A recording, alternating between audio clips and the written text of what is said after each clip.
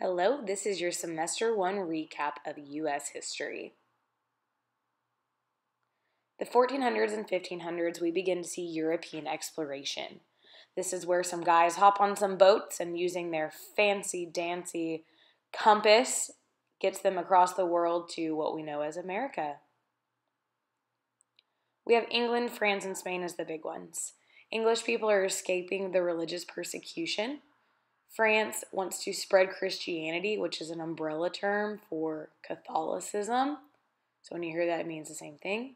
So is Spain. So all of these different things, God, gold, and glory. They wanted to practice or spread their religion. They wanted to make money, or they wanted to bring glory to their homeland by naming new land and claiming it for their home country. So we have England, France, and Spain that all take over different regions. So you have Spain in the south, France over in the north, and along the coastline is England with the 13 colonies. So you have New Hampshire, Massachusetts, Rhode Island, Connecticut.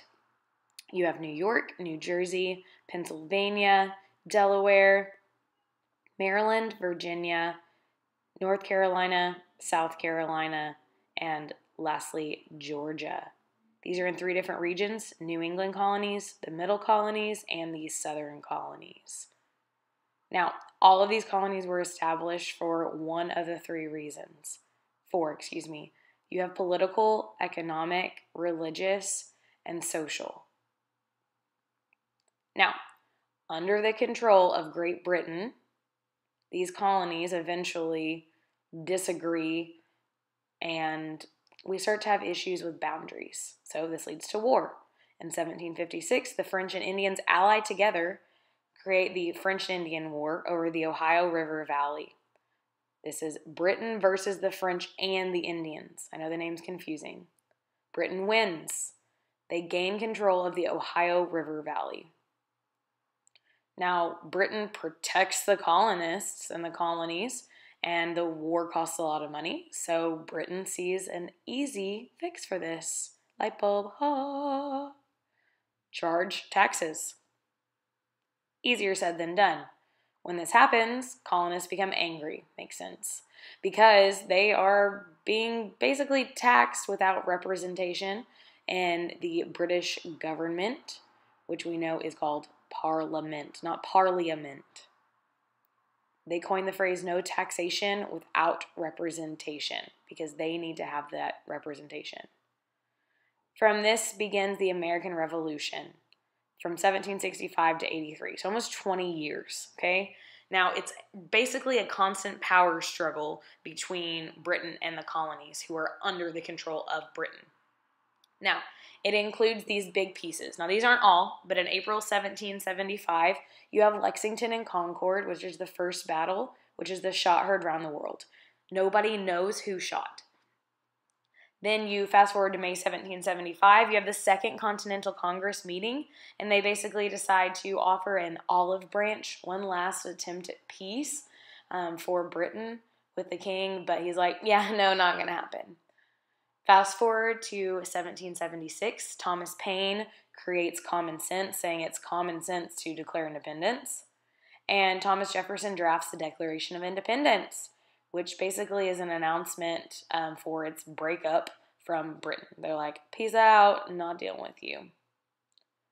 The last battle of the war is Yorktown. It ends the fighting with the help of the French. That's a big thing. That's in 1781. By 1783, we sign the Treaty of Paris, so the war is done. This treaty basically says that Britain recognizes the United States as an independent nation, and lastly, that the Mississippi River is the new boundary of the U.S. However, you cannot forget what led up to the war. Now, colonists were angry at the taxes after the war because they weren't being represented. They were mad about the Stamp Act, which was a tax on paper, the Tea Act, the tax on tea. But basically, the Stamp Act, they boycotted that. The Tea Act, they did the Boston Tea Party, throwing all the tea in. And in retaliation to that, Britain shows us the Intolerable Acts, which basically say, if you don't pay back the tea, then we're closing Boston Harbor till you do. We're going to quarter troops. We're going to basically do whatever we want, and we're going to take over the little government that you have already. And we can't forget about that terrible phrase, mercantilism. So remember, that limits trade of the United States to only Britain, nobody else. So colonists hate that too. So now that we're free, what do we do? Well, we need some type of self-government. So we create the Articles of Confederation. But yeah, they weren't strong at all. They were weak. Remember the hand? This is shown by Shays' Rebellion because they can't govern the people. Now, by the way, Washington is about to become president, okay, in 1789. So, after the Articles of Confederation provide to be trash, basically, it's time to restructure the national government. So the Constitution has to be ratified by 9 out of 13 states. It has to be approved. So to influence people, the Federalist Party, who loved the Constitution, John Jay, James Madison, and Alexander Hamilton, create these anonymously written essays called the Federalist Papers defending the Constitution. And guess what? It gets ratified. However, it needs a Bill of Rights. It's not perfect. They think that it's too much left up to people to interpret it on their own.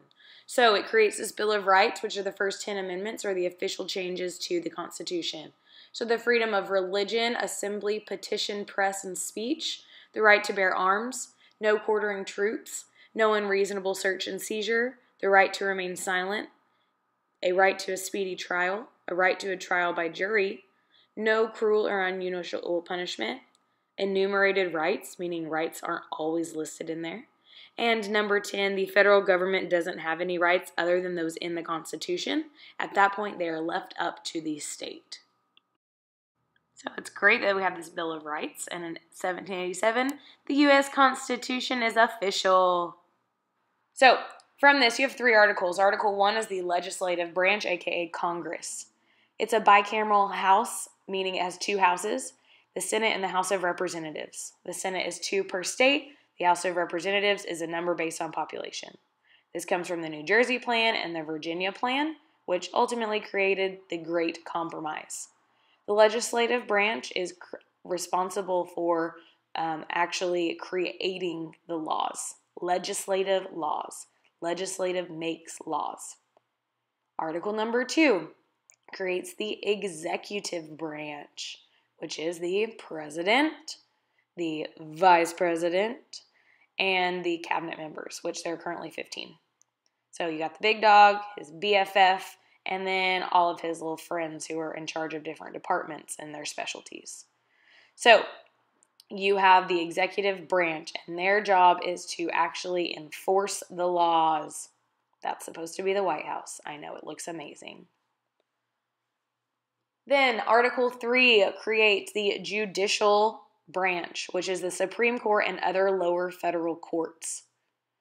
So their job is to decide whether or not laws are constitutional or unconstitutional.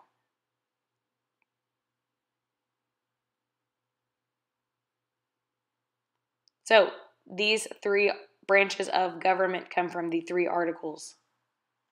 Brings us to our man, George Washington, the OG. So, here comes the general. Now, he's the first president. He creates a cabinet. In his cabinet are 2 notable figures, the Treasury, which is Hamilton, Alexander Hamilton, the state, Jefferson, and they don't like each other. We know this because you have a Federalist and an Anti-Federalist. Federalists support the Constitution, but they see that it's a loose interpretation, so it's more like guidelines. However, they disagree with the Bill of Rights, which we remember are the first 10 amendments or changes to the Constitution. And Anti-Federalists, they see that as strict rules. They want a Bill of Rights because it provides more specifics. And here we have Hamilton creating his national bank system. He said, we basically need to have money after this revolution because it was super expensive. So let's charge taxes, like a tax on whiskey. That leads to a rebellion because farmers don't want to be taxed on their whiskey. However, they survive this, and it proves the strength of the Constitution, unlike Shays' Rebellion. So, after this idea of the national bank, anti-federalists shift, and they now become the Democratic Republicans. They're Southern, they're usually poor, they're uneducated, and they're typically farmers. You still have the Federalist Party. They're Northern, they're typically wealthy, more educated, they're merchants and manufacturers. Jefferson is your main Democratic Republican, and Hamilton is your Federalist. That brings us to our 3 presidents. You have Washington from 1789 to 97, John Adams, who was not that awesome, 97 to 1801, Thomas Jefferson from 1801 to 1809. He purchases the Louisiana Purchase, creates this territory from France in 1803 for about $15 million, which is crazy. And this ends up doubling the size of the United States. Now, this is not all that we've covered. There are some other things, but this is just a general overview of what you need to know. So, here's to semester 2.